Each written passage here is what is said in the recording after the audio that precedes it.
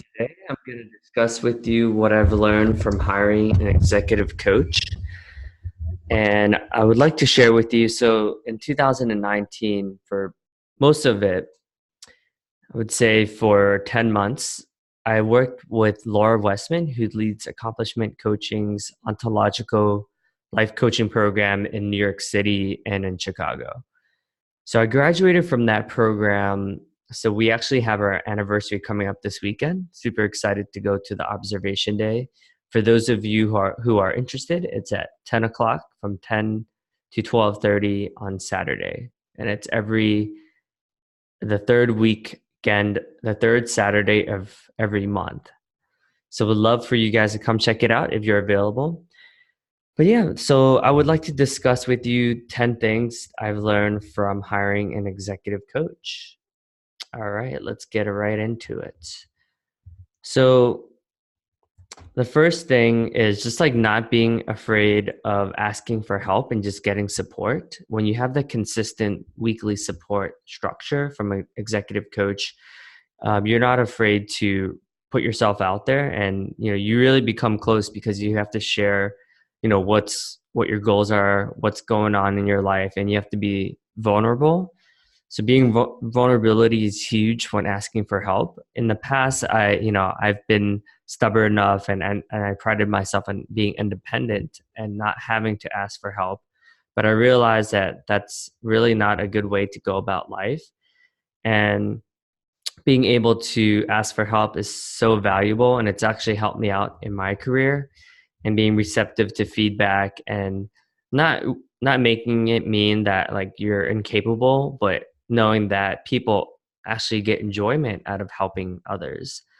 So having this breakthrough actually helped me be able to raise all that money for Orphans Future Alliance and to be able to build schools in Malawi and Africa. I was able to ask over 1,000 people for money. And in the past, I wouldn't have been able to do that if I didn't get the support and the coaching around like what made it mean about me and about how I was broken or like I couldn't do it myself. But then I realized actually when people help others, it actually makes people feel more connected to you. So in a way, it was such a bogus belief, but it was something that I thought was true. Number two, just like having much more connected conversations. I found her to be so brilliant, and I really enjoyed working with her. And anytime you compliment someone and you find something good about someone, it's actually what you see in yourself as well. People don't realize this. So because of that practice, I rarely speak badly about anyone. Obviously, I'm not perfect, but um, I tend to see the good in others. So hiring a coach helped me see that awareness and be able to, because of that, my confidence has grown a lot as well. Three, just powering through breakthroughs and I mean breakdowns. And because of that, a breakthrough. Too often we see problems as I see it as an opportunity now. For instance, one of the things I needed coaching around is just being able to connect with my teammates better and seeing the good in them.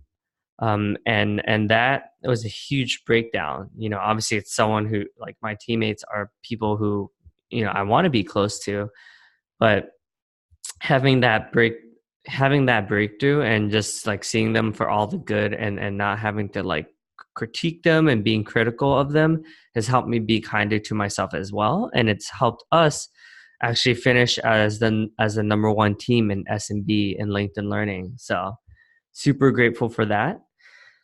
And number four, create like just being more intentional about the life that I want to create for myself. Being able to travel to cool things like the Summit of Greatness, the Sales Success Summit, and all these cool things, like being able to travel to 6 different places this year. I get to create that. I get to be intentional about that. In the past, I related to travel as something that I can't have because I'm not there yet. But that's such a silly thing to do, and now I get to be able to create that with a coach. So I highly recommend um, writing down your goals, and even in, like, let's say you want to travel to Japan, look up the flights. A lot of times we're too afraid to go after it.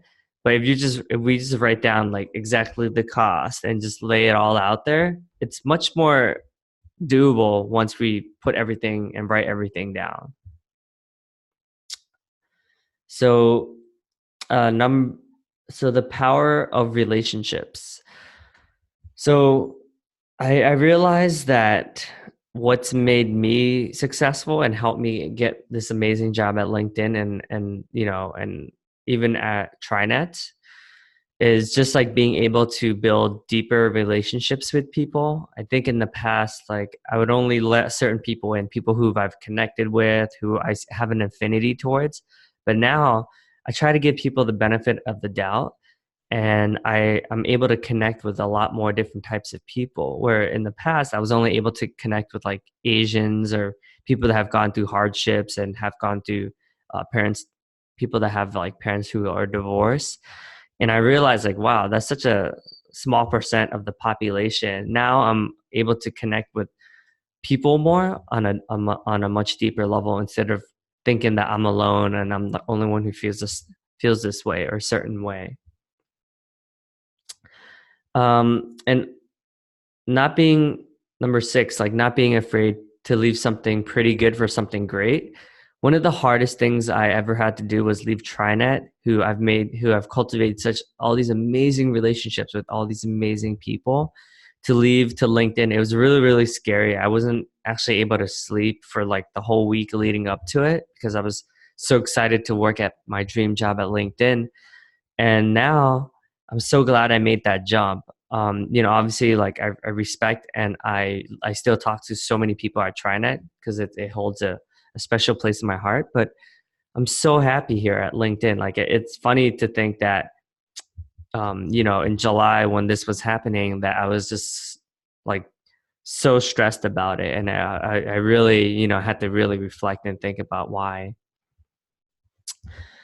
Number seven, being able to tap into my own greatness. I think too often we're our own worst enemies. We're always very critical. I listen to every one of my calls through Gong, so it's a recording software where you can where it records your calls, and it's able to give you feedback on how you can improve. And honestly, that's great. But every once in a while, you have to toot your own horn. You have to be like, man, like I did a really good job of asking really good questions today. Or, man, like I'm really into self-development. I really want to become the best. Like I want to pat myself on the back for that. Number eight, this one I've had trouble with at work, but just like having fun at work, lightness and laughter is extremely important. Um, so nowadays I'm more aware, and I'm more purposeful with just like having like just smiling with random people in the elevator, and just like when I get off when I'm on the elevator, I get off and I say like, "Oh, I hope you have the most amazing day ever." Just like little things like that really go a long way. Number eight. Oh, sorry. Number nine.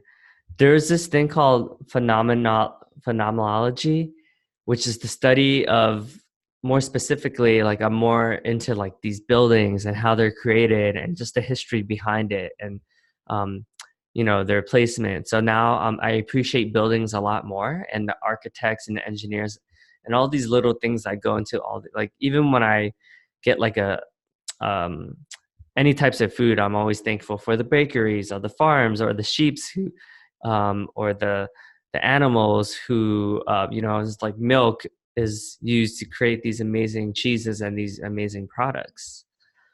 And lastly, being able to complete powerfully, which just means like you're able to end everything on a positive note.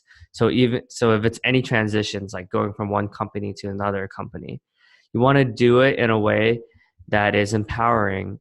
And in the past, I was not able to do that powerfully. And because of this practice, I'm able to just be more intentional and leave on a positive note. So these are the 10 things I got out of hiring an executive coach.